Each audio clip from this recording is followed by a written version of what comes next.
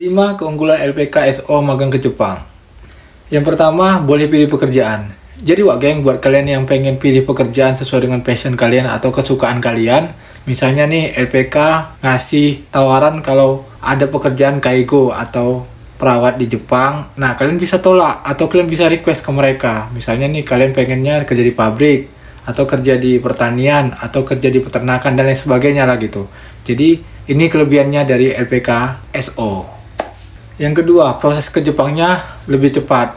Walaupun ini nggak pasti cepat, tergantung kalian juga, karena memang kalau mau cepat, kalian harus belajar yang rajin dan juga kalian tidak milih-milih pekerjaan. Dan satu hal lagi, kalian harus lolos saat sesi wawancara gitu. Jadi ini tergantung kalian juga, bukan tergantung LPK-nya. Karena LPK itu akan mengusahakan banyak pekerjaan dan kalian memilihnya.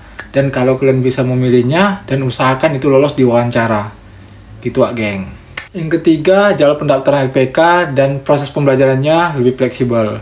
Jadi geng, buat kalian yang pengen itu belajar itu nggak terlalu ketat nih. Jadi misalnya kayak di IM Jepang itu kalian udah tahu sendiri kan kalau memang di IM Jepang itu proses pembelajarannya semi militer. Nah, bagi kalian yang nggak suka seperti itu, nggak terlalu suka ya.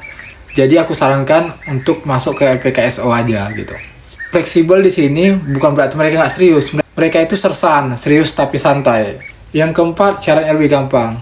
Jadi geng, buat kalian yang pengen daftar itu biasanya itu kan perlu dengan syarat-syarat kalau di IM Jepang. Nah, tapi kalau di LPKSO ini lebih mudah lah gitu. Misal kalau di IM Jepang itu kan, kalau sepengalamanku ijazah itu dari SD sampai ijazah terakhir itu harus ada dan dilegalisir. Sementara kalau di LPKSO mungkin tidak seperti itu. Kedua, misal kayak tinggi badan, berat badan itu kalau di IM Jepang itu udah punya standarisasi. Jadi kalau kurang 1 cm pun itu nggak boleh. Dan kurang berapa ons pun berat badanmu itu dinyatakan nggak lolos gitu. Jadi kalau misal di LPKSO ini mungkin ada pengecualian atau ada toleransinya lebih besar gitu. Jadi bukan mereka nggak ketat juga, tapi toleransi mereka mungkin jauh lebih besar dibanding kalau di IM Jepang.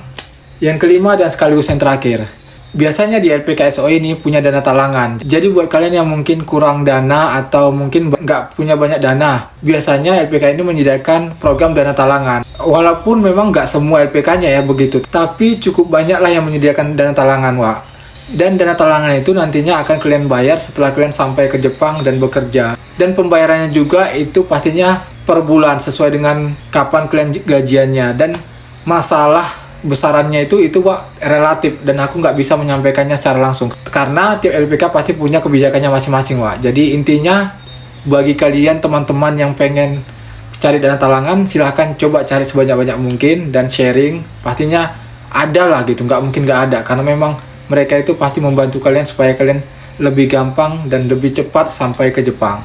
Oke udah lunas kan? Jadi mudah-mudahan apa yang aku sampaikan ini bisa menjadi informasi penting buat kalian. Semoga impian kalian yang pengen kerja di Jepang cepat tercapai dan dilancarkan. Oke geng, bye Ari, ciao.